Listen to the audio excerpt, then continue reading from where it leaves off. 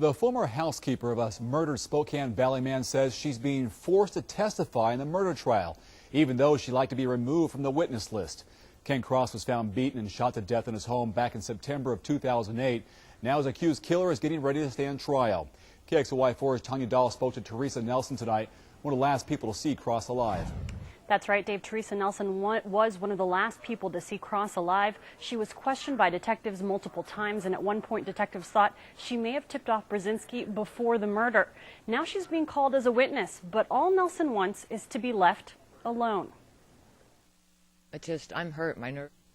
Ever since her former employer was found murdered, Teresa Nelson's life hasn't been the same. The neighbors, my mom, she saw it, and it bothers me so much that people are seeing me and giving me the looks. Nelson says family, friends, and neighbors still believe she was involved in Ken Cross's murder. But the 51-year-old says that's not the case.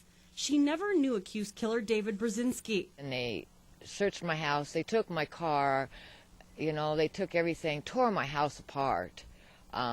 Trying to find this Dave Brzezinski's, if I knew him, and I don't even know the guy. Today in court, Brzezinski's attorneys haggled with prosecutors over the witness list, wanting Nelson removed. Her involvement is very intriguing and interesting and possible and suspicious, but it doesn't exclude Mr. Brzezinski. But detectives say Nelson was a link between Cross and Brzezinski, and now an important key witness. Prosecutors won their argument, and Nelson says she has no choice but to show up to a murder trial she'd rather forget. I can't get out of it.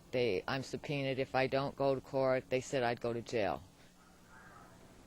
And Teresa Nelson did plead guilty to first-degree theft in February of 2009 for stealing a ring from Cross's girlfriend's home.